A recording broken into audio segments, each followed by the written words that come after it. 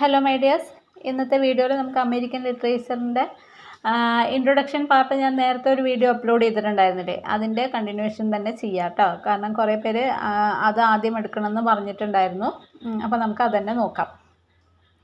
അപ്പോൾ American literature നോക്കുകയാണെങ്കിൽ എല്ലാ ബ്രിട്ടീഷ് ലിറ്ററേച്ചർ ആണെങ്കിലും കരീബിയൻ ആണെങ്കിലും എല്ലാത്തിലും അമേരിക്കൻസിനും അവരുടെ എന്താ പറയുക ഒരു ലിറ്റററി ട്രഡീഷൻ ആദ്യം ഉണ്ടായിരുന്നത് ഓറൽ ട്രഡീഷൻ ആയിരുന്നു.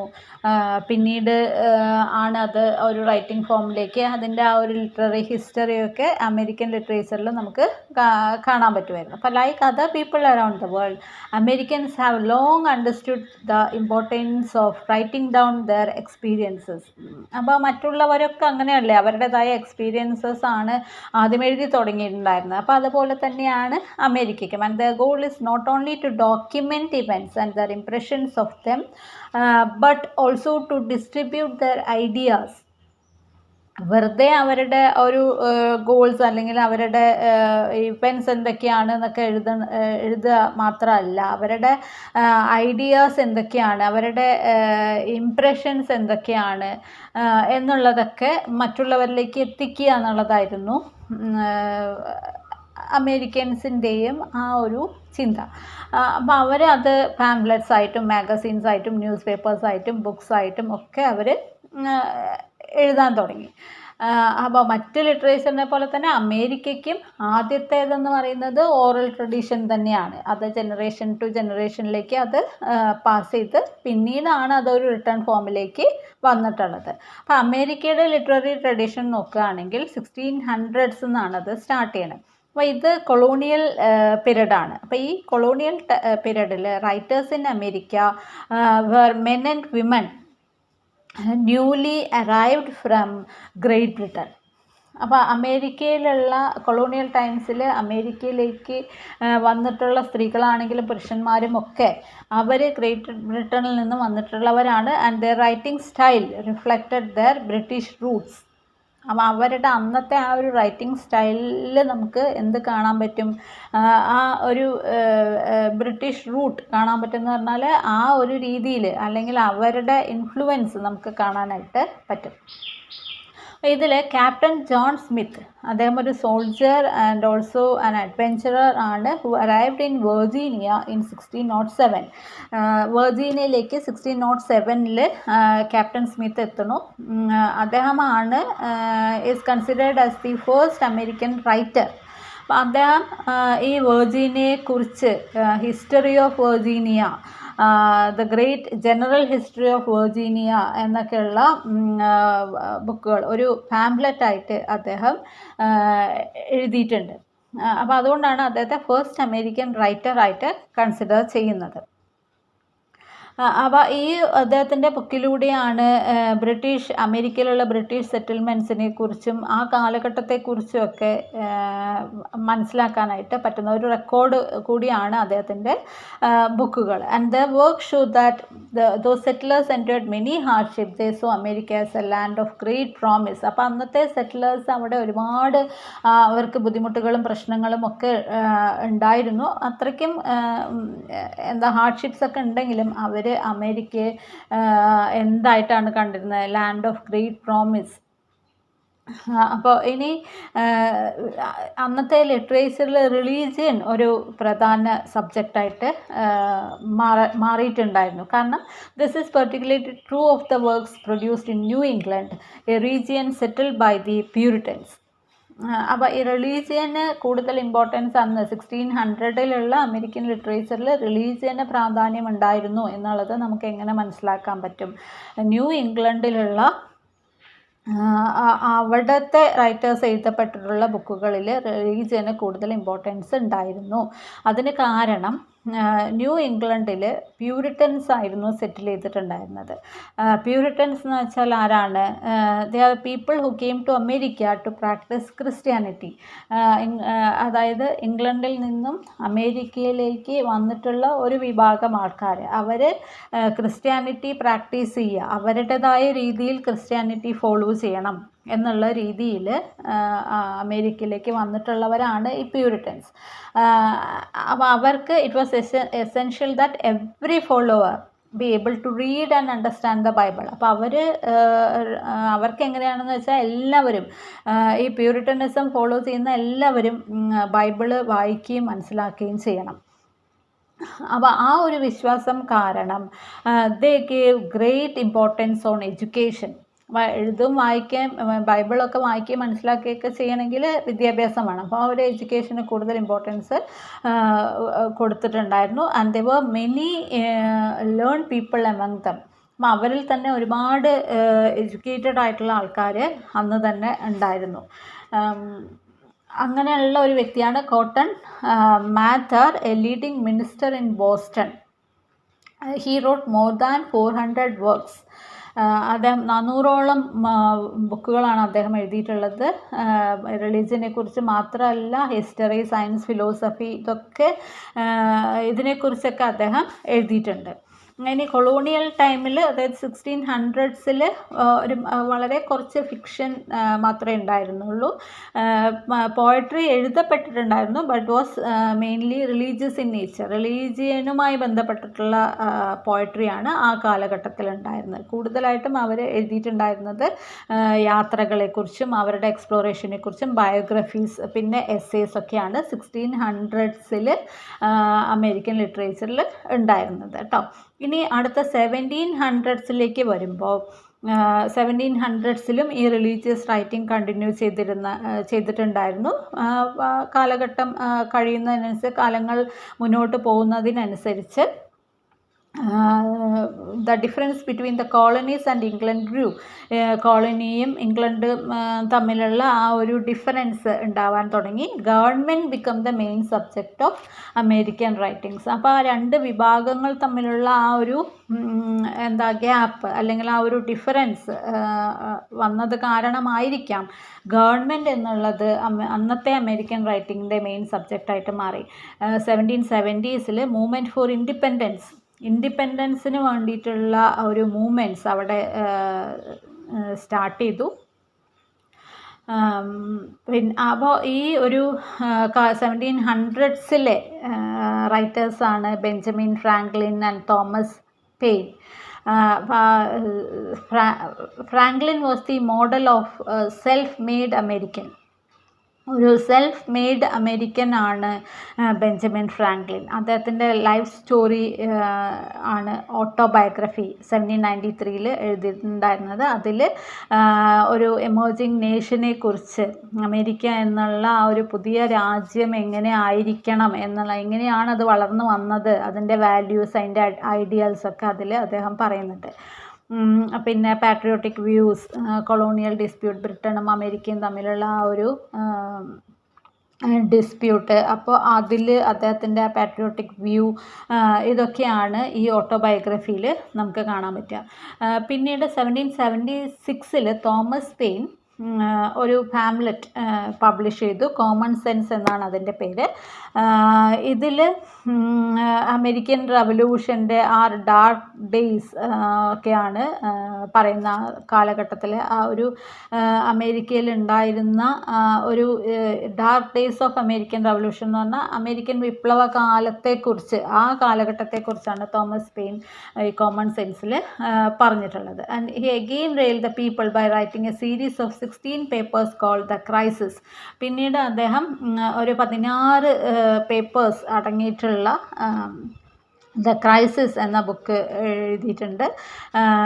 ഇതിൽ first one begins with the often quoted line, these are the times that try men's soul. അങ്ങനെ, അതായത് അമേരിക്കയുടെ ആ ഒരു അമേരിക്കൻ റവല്യൂഷനെ കുറിച്ചും ആ കാലഘട്ടത്തിലെ അമേരിക്കയെക്കുറിച്ചും ഫ്രീഡം ആഗ്രഹിക്കുന്ന ജനങ്ങളെക്കുറിച്ചും ഒക്കെയാണ് അദ്ദേഹം അതിൽ എഴുതിയിട്ടുള്ളത്. പിന്നെ declaration of independence is one of the finest documents in American literature. 1776 എഴുതിയിട്ടുള്ള ഡിക്ലറേഷൻ ഓഫ് ഇൻഡിപെൻഡൻസ്, ഇത് തോമസ് ജെഫേഴ്സൺ ആണ് എഴുതിയിട്ടുള്ളത്. ഇതിലും അതുപോലെ തന്നെ ഹ്യൂമൻ റൈറ്റ്സിനെ കുറിച്ചും ഫ്രീഡം ഇങ്ങനെയുള്ള കാര്യങ്ങളൊക്കെ ആണ് എഴുതിയിട്ടുള്ളത്. അപ്പോൾ 1700s നമുക്ക് കാണാൻ പറ്റുന്നത് എങ്ങനെയുള്ള ബുക്കുകളാണ്? പാട്രിയോട്ടിസം, ഫ്രീഡം, ഇതൊക്കെയാണ് അന്നത്തെ തീമായിട്ട് വരുന്നത്. പോയറ്റ്സ് ആണെങ്കിലും Alexander Hamilton, Thomas Jefferson, Thomas pain, ഇവരൊക്കെയാണ് അന്നത്തെ പ്രൊമിനൻ്റ് ആയിട്ടുള്ള റൈറ്റേഴ്സ്. ജെയിംസ് മാഡിസൺ ഇവരൊക്കെ. അപ്പോൾ ഈ കാലഘട്ടത്തിൽ പോയറ്റ്സും ഉണ്ടായിരുന്നു. അവരും ഈ പാട്രിയോട്ടിക് വേഴ്സസ് ആണ് എഴുതിയിട്ടുള്ളത്. പൊളിറ്റിക്കൽ തീംസ് വരുന്നത്, പാട്രിയോട്ടിസം, ഇതൊക്കെയാണ് പോയട്രിയുടെയും തീമായിട്ട് വരുന്നത്. അപ്പോൾ അവരുടെ ഈ പോയറ്റിക് ടെക്നിക്സ് ഒക്കെ എന്താണ്?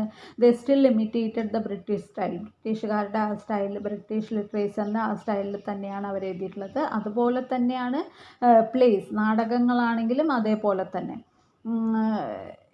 ഇനി 1700s ഇതാണ് ഒരു ബ്രീഫ് ഹിസ്റ്ററി എന്ന് പറയുന്നത്. ഇനി 1800s വരുമ്പോൾ American writing continue to follow the form and style of British literature. 1800 വന്നപ്പോഴും അമേരിക്കൻ ലിറ്ററേച്ചർ ആ ഒരു ബ്രിട്ടീഷ് ലിറ്ററേച്ചറിൻ്റെ സ്റ്റൈൽ തന്നെയാണ് കണ്ടിന്യൂ ചെയ്തുകൊണ്ടിരുന്നത്. ഈ ഒരു കാലഘട്ടത്തിൽ Washington Irving, James Fenimore Cooper, ഇവരൊക്കെ they create stories set in the towns and wilderness of United States. ഇവരുടെ സ്റ്റോറീസ് ഒക്കെ അമേരിക്കയിലുള്ള ടൗണിലും അതുപോലെ തന്നെ അവിടുത്തെ വിൽഡർനെസ് എന്ന് വെച്ചാൽ ഉൾപ്രദേശങ്ങളിൽ, കാടുകളിൽ ഒക്കെ ആണ് അവരുടെ സ്റ്റോറീസിൻ്റെ ആ ഒരു സെറ്റിംഗ് ആയിട്ട് വന്നിട്ടുണ്ടായിരുന്നത്. അപ്പോൾ ഇർവിങ്ങിൻ്റെ മാസ്റ്റർ പീസ് ഷോർട്ട് സ്റ്റോറീസ് ആണ് ലെജൻഡ് ഓഫ് സ്ലീപ്പി ഹോളോ, അതുപോലെ തന്നെ റിപ്പ് വാൻ വിങ്കിൾ. ഇത് രണ്ടും പബ്ലിഷ് ചെയ്ത് 1820 and Irving developed vivid characters such as schoolmaster that remain favorites of American readers today. അപ്പോൾ റിപ്പ് വാൻ വിങ്കിൾ എന്നുള്ളതും ലെജൻഡ് ഓഫ് സ്ലീപ്പി ഹോളോ എന്നുള്ള അദ്ദേഹത്തിൻ്റെ ഷോർട്ട് സ്റ്റോറീസിന് ഒരുപാട് പോപ്പുലർ ആയിട്ടുള്ള ഷോർട്ട് സ്റ്റോറിയാണ്. അപ്പോൾ ഇദ്ദേഹത്തെ ആണ് നമ്മൾ ഫാദർ ഓഫ് ഷോർട്ട് സ്റ്റോറി ആയിട്ടൊക്കെ അറിയപ്പെടുന്നത്. ഇനി മിഡ് 1800 ഒക്കെ ആകുമ്പോൾ ഈ അമേരിക്കൻ ലിറ്ററേച്ചറിൻ്റെ ഒരു ഫുൾ ബ്ലൂം നമുക്ക് കാണാൻ പറ്റും. റൈറ്റേഴ്സ് അവരുടേതായ ഒരു ഇൻഡിപെൻഡൻറ്റ് സ്റ്റൈൽ ഡെവലപ്പ് ചെയ്യാൻ തുടങ്ങി. അവർ ബ്രിട്ടീഷ് ലിറ്ററേച്ചറിനെയോ മറ്റ് യൂറോപ്യൻ ലിറ്ററേച്ചറിനെയോ ഒന്നും ഇമിറ്റേറ്റ് ചെയ്യാണ്ട് അവരുടേതായ ഒരു സ്റ്റൈൽ കൊണ്ടുവരാൻ ശ്രമിക്കാൻ തുടങ്ങി. 1800 മിഡ് 1800 ആയപ്പോൾ. ഇതിൽ ഈ ഒരു പീരീഡിൽ ഉണ്ടായിരുന്ന റൈറ്റേഴ്സാണ് റാൽഫ് വാൽഡോ എമേഴ്സൺ, പിന്നെ എഡ്ഗർ അലൻ പോ, ഇവരൊക്കെ, നഥാനിയൽ ഹാത്തോൺ, ഇങ്ങനെയുള്ള റൈറ്റേഴ്സൊക്കെ. ഇപ്പോൾ റാൽഫ് വാൽഡോ എമേഴ്സൻ്റെ എസ്സേ സെൽഫ് റിലയൻസ്, പിന്നെ എഡ്ഗർ അലൻ പോ ആണെങ്കിൽ അദ്ദേഹത്തിൻ്റെ ഗോത്തിക് സ്റ്റൈൽ, ദ റേവൻ എന്നുള്ള നമ്മൾ പോയട്രി പഠിച്ചല്ലോ. അപ്പോൾ അങ്ങനെയുള്ള എന്താണ് പോയട്രി, പിന്നെ ഷോർട്ട് സ്റ്റോറീസ്, അതുപോലെ the murders in the rue, പിന്നെ എന്താ the fall of the house of Usher, അങ്ങനെയൊക്കെയുള്ള എഡ്ഗർ അലൻ പോയുടെ ഗോത്തിക് സ്റ്റൈലിലുള്ള വർക്കുകൾ അദ്ദേഹം എഴുതാൻ തുടങ്ങി. അപ്പോൾ അതൊന്നും മറ്റ് ലിറ്ററേച്ചറിനെ ഇൻഫ്ലുവൻസ് ചെയ്തിട്ട് ഇമിറ്റേറ്റ് ചെയ്തിട്ടല്ല, അവരവരുടേതായ ഒരു റൈറ്റിംഗ് സ്റ്റൈൽ കൊണ്ടുവരാണ്. Nathaniel Hawthorne is known for his accounts of Puritan New England in such novels as the Scarlet Letter. നഥാനിയൽ ഹാത്തോണിൻ്റെ ഒരു പ്രൊമിനൻറ്റ് വർക്കാണ് സ്കാർലെറ്റ് ലെറ്റർ എന്ന് പറയുന്നത്. പിന്നെ ഹെർമൻ മെൽവിൽയുടെ ആണ് മോബി ഡിക്ക്, പിന്നെ ഹെൻറി ഡേവിഡ് തോറോ, ഇവരൊക്കെ പ്രോമിനൻ്റ് ആയിട്ടുള്ള അമേരിക്കൻ റൈറ്റേഴ്സാണ്. അപ്പോൾ അവരൊക്കെ അവരുടേതായ ഒരു സ്റ്റൈൽ, അവരുടേതായ ഒരു ഐഡൻറ്റിറ്റി കൊണ്ടുവന്നിട്ടുള്ള റൈറ്റേഴ്സാണ്. അപ്പോൾ ഈ അങ്ങനെ പുതിയ ഒരു ലിറ്റററി സ്റ്റൈൽ ലിറ്ററേച്ചറിൽ ആ ഒരു ബ്ലൂം വരുമ്പോഴാണ് ഈ ലിറ്റററി എഫേർട്സിനൊക്കെ ഒരു ഇൻറ്ററപ്ഷൻ വരുന്നത്. കാരണം 1861 to 65 അമേരിക്കൻ സിവിൽ വാർ അവിടെ സ്റ്റാർട്ട് ചെയ്യുന്നു. പക്ഷേ ഈ ലേറ്റ് 1800s എമിലി ഡിക്കിൻസൺ അവരുടെ ഒരു പേഴ്സണൽ സ്ട്രക്ചേർഡ് വേഴ്സ് ഒക്കെ എഴുതിക്കൊണ്ടിരുന്ന ഒരു കാലഘട്ടമാണ്. അപ്പോൾ ഇത് കൂടാതെ സ്റ്റോറി ടെല്ലേഴ്സ് ആയിട്ടുള്ള എന്താണ് മാർക്ക് ട്വെയിനെ പോലുള്ള റൈറ്റേഴ്സൊക്കെ ഈ ഒരു പീരീഡിൽ തന്നെ ഉണ്ടായിരുന്നു. ഹെൻറി ജെയിംസ് ഒക്കെ. അപ്പോൾ അവരൊക്കെ അവരുടെ ഒരു പേഴ്സണൽ, അതായത് ഓട്ടോബയോഗ്രഫിക്കൽ സ്റ്റോറീസാണ് അവർ കൂടുതലായിട്ടും എഴുതിയിട്ടുണ്ടായിരുന്നത്. മിസിസിപ്പി റിവറും അതിൻ്റെ തീരത്തുള്ള അവരുടെ ചൈൽഡ്ഹുഡ് അങ്ങനെയൊക്കെയുള്ള കാര്യങ്ങൾ, അവരുടെ എക്സ്പീരിയൻസസ് ഒക്കെ സ്റ്റോറിയിലൂടെ പിക്ചറൈസ് ചെയ്യുന്ന ആ ഒരു സ്റ്റൈലിലാണ് എഴുതിയിട്ടുണ്ട്. പിന്നെ അഡ്വഞ്ചറസ് ഓഫ് ഹക്കിൾബറി ഫിൻ 1884 എഴുതിയിട്ടുള്ളത്. And Mark Twain used everyday American speech and set a new style in fiction. Mark Twain അദ്ദേഹത്തിൻ്റെതായിട്ടുള്ള ഒരു സ്റ്റൈൽ അമേരിക്കൻ ഫിക്ഷനിൽ കൊണ്ടുവന്നിട്ടുള്ള ഒരു റൈറ്ററാണ്. 1900 ഒക്കെ ആയപ്പോൾ several novelist focused their writing on parts of life that had not yet been fully explored in American literature. 1900 ഒക്കെ ആയപ്പോൾ ആ കാലഘട്ടത്തിൽ വന്ന നോവലിസ്റ്റുകൾ എന്തിനാണ് ശ്രമിച്ചിട്ടുണ്ടായിരുന്നത്? അതുവരെ അമേരിക്കൻ ലിറ്ററേച്ചർ എക്സ്പ്ലോർ ചെയ്യാത്ത പുതിയ തലങ്ങളിലേക്ക് പോവാനും അതുവരെ ആരും എഴുതപ്പെടാത്ത രീതിയിൽ എഴുതാനൊക്കെയാണ് പിന്നീട് വന്ന റൈറ്റേഴ്സ് ശ്രമിച്ചിട്ടുള്ളത്.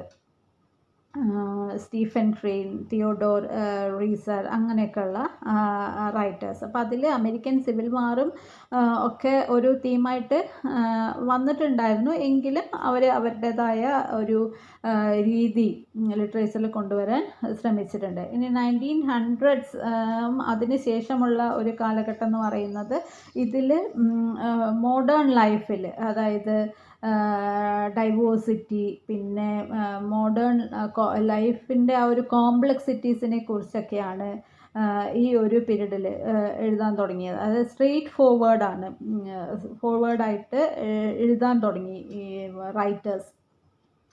അപ്പോൾ ഈ കാലഘട്ടത്തിൽ poets, novelist, short story writers, play rights ഇവരൊക്കെ വെറൈറ്റി ഓഫ് സബ്ജക്ട്സ് ആണ് എഴുതാൻ തുടങ്ങിയത്.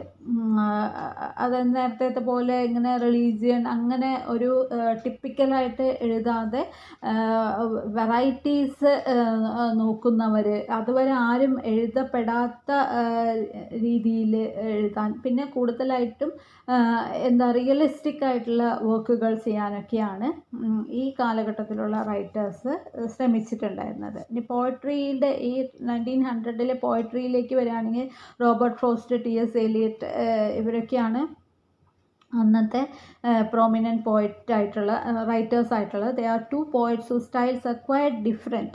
മറ്റുള്ളവരിൽ നിന്നും തികച്ചും വ്യത്യസ്തമായിട്ടുള്ള റൈറ്റിംഗ് ആണ് ഇവരുടേത്. And Eliot was born and educated in United States. അപ്പോൾ അദ്ദേഹം യുണൈറ്റഡ് സ്റ്റേറ്റ്സിലാണ് ജനിച്ചതെങ്കിലും പിന്നീട് ഒരു ബ്രിട്ടീഷ് സബ്ജക്റ്റായിട്ട് മാറി. അദ്ദേഹത്തിൻ്റെ റോഡ് നോട്ട് ടേക്കൺ, മെൻറ്റിംഗ് വാൾ ഇതൊക്കെ നിങ്ങൾ കേട്ടിട്ടുണ്ടാവും. പിന്നെ സിമ്പിൾ ലാംഗ്വേജിലാണ് അദ്ദേഹം എഴുതിയിട്ടുണ്ടായിരുന്നത്. എല്ലാവർക്കും വായിക്കാനും മനസ്സിലാക്കാനും പറ്റുന്ന രീതിയിലാണ് റോബർട്ട് ഫ്രോസ്റ്റൊക്കെ എഴുതിയിട്ടുള്ളത്. എലിയറ്റ് ആണെങ്കിൽ മോഡേൺ റൈറ്ററാണ്. അദ്ദേഹത്തിൻ്റെ വേസ്റ്റ് ലാൻഡ് എന്നുള്ള ഒരു ബുക്ക് അതൊക്കെ നിങ്ങൾ കേട്ടിട്ടുണ്ടാവും. അദ്ദേഹവും ന്യൂ ഇംഗ്ലണ്ടിൻ്റെ ലാൻഡ്സ്കേപ്സിനെ കുറിച്ച് അദ്ദേഹം കൂടുതലായിട്ട് എഴുതിയിട്ടുണ്ട്.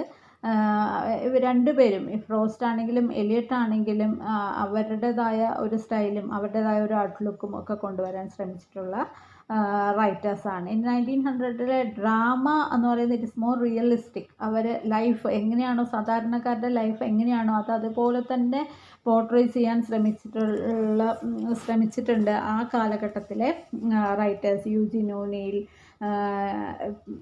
ഇവരൊക്കെ, ടെന്നീസി വില്യംസ് ഇവരൊക്കെ അന്നത്തെ ആ ഒരു ആർതർ മില്ലർ ഇവരൊക്കെ 1900 പ്ലേ റൈറ്റ്സാണ്.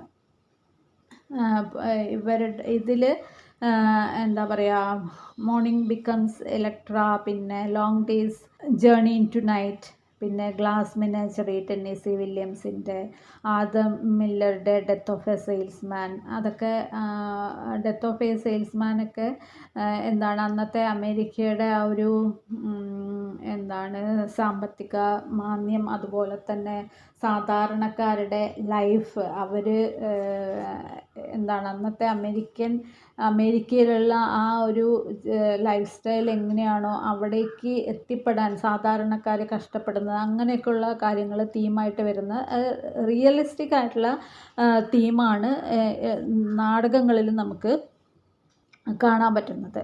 അപ്പോൾ ഈ ഡെത്ത് ഓഫ് എ സെയിൽസ്മാൻ എന്നുള്ളത് 1949 എഴുതുന്നത് and has been described as an American tragedy. നോവലുകളാണെങ്കിൽ ഏണസ്റ്റ് ഹെമിംഗ്വേ, വില്യം ഫോക്നർ, ഇവരൊക്കെയാണ് എടുത്തു പറയാൻ പറ്റുന്ന novelist. A farewell to arms എന്നുള്ള ഹെമിംഗ്വേയുടെ, old man and the sea, പിന്നെ ഫോക്നറുടെ sound and the fury, Absalom എന്നൊക്കെ പറയുന്ന അദ്ദേഹത്തിൻ്റെ വർക്കുകൾ, പിന്നെ പേൾസ് ബക്ക്, ഇവരൊക്കെ നോവലിസ്റ്റാണ്. പിന്നെ ഈ ഒരു കാലഘട്ടത്തിൽ തന്നെയാണ് 1900s തന്നെയാണ് എന്താണ് ഈ ഹാർലം റിനൈസൻസ് ഒക്കെ വരുന്നത്. അവിടെ എന്താണ് ഈ ഒരു ഐഡൻറ്റിറ്റി ക്രൈസിസ്, റേസിസം ഒക്കെ ഉണ്ടാവുന്ന ഒരു കാലഘട്ടമാണ്. അപ്പോൾ ഇതിൽ ലാങ്സ്റ്റൺ ഹ്യൂഗ്സിനെ പോലുള്ള റൈറ്റേഴ്സ്, ബ്ലാക്ക് റൈറ്റേഴ്സ്, അതുപോലെ പിന്നെ അതിനുശേഷം ആഫ്രിക്കൻ അമേരിക്കൻ റൈറ്റേഴ്സ് വരുന്നതും പിന്നെ വിമൻസ് മൂവ്മെൻറ്റ് സ്റ്റാർട്ട് ചെയ്യുന്നതും ഒക്കെ ഈ 1900s. അപ്പോൾ ഒരുപാട് മാറ്റങ്ങൾ, പുതിയ ഒരുപാട് റൈറ്റേഴ്സൊക്കെ ഉണ്ടാവുന്നത് ഈ 1900 അപ്പോൾ ഈ ഒരു വീഡിയോയിൽ ഇത്രയും കാര്യങ്ങളാണ് ഇൻക്ലൂഡ് ചെയ്തിട്ടുള്ളത്. അപ്പോൾ ഇത് ഞാൻ നിങ്ങളുടെ സ്റ്റഡി മെറ്റീരിയലിൽ ഉള്ള അതേ സെയിം അല്ല പറയണത്. സ്റ്റഡി മെറ്റീരിയലിൽ ഇതൊക്കെ തന്നെ ഉണ്ട്.